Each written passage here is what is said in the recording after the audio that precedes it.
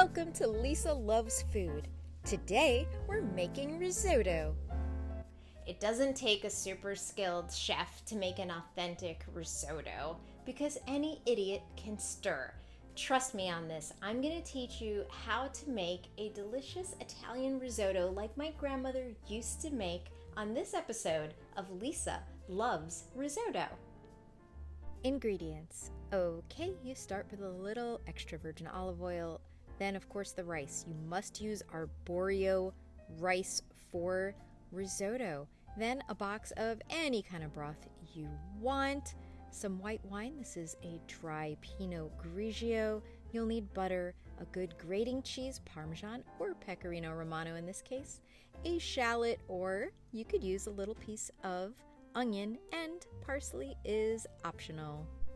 Begin by heating your broth on the back burner, keep it warm throughout, and then sautéing that shallot until it's translucent. Use a little butter and a little olive oil. It's translucent and hasn't started to turn brown just yet. Good time to add a cup of arborio rice. Let's just move it around. Let's coat all of these little pieces of rice. So every piece of rice is kind of coated with the fat. And I can also smell it. It smells kind of nutty. That's how you know it's right. Now I have a glass of Pinot Grigio, a nice dry white wine. Any dry white wine works great for this. Get something you would drink. It doesn't have to be super expensive, but don't get something cheap either. Okay, so the wine has evaporated quite a bit. So it's time to start adding broth. Okay, so we have our nice warm broth here, and we're gonna go just one ladle at a time.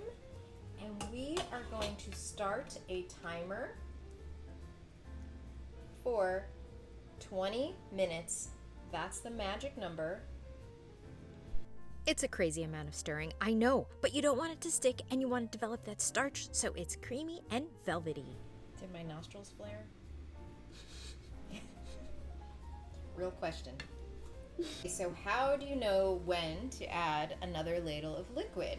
So I think of it as parting the Red Seas. You take your spoon or spatula, in this case it's like a spoonchilla, and I'm gonna part the Red Seas, and it's still kind of coming together. When it starts to, we're so close.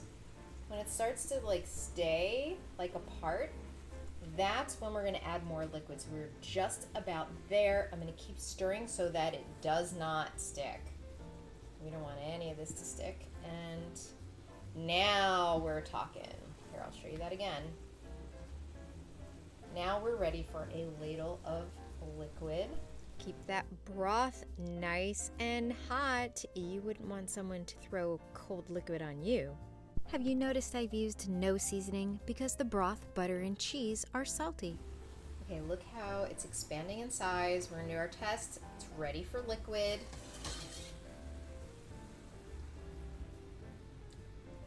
Let me stir again. No, it's not that bad. But this is why Italian women can beat anyone in an arm wrestling contest, okay? It's our risotto stir-in arms. Do not buy pre-grated cheese. That is non-negotiable. Our love is a secret. So for that 20 minutes, you're stirring like 90% of the time. But for the rest of that time, grate your cheese, cut parsley, do a dance. But do not walk away from that stove. 20 minutes is up, so we're shutting off the heat. Give it one last stir. Make sure it's like kind of a little extra moisture right now because we're gonna let this rest.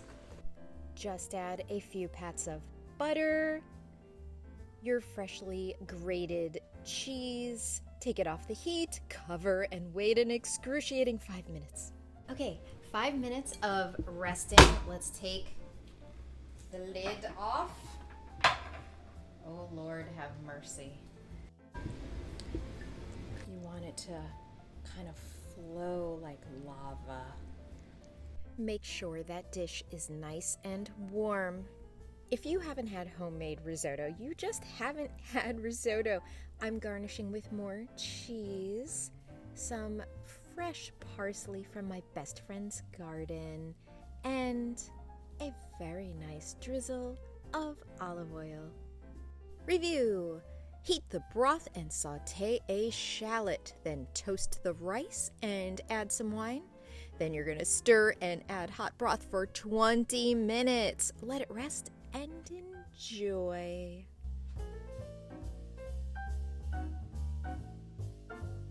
Thanks for watching Lisa Loves Risotto. Get exclusive videos on Patreon at Lisa Corrao. And thanks for liking and subscribing. OCD is a crippling.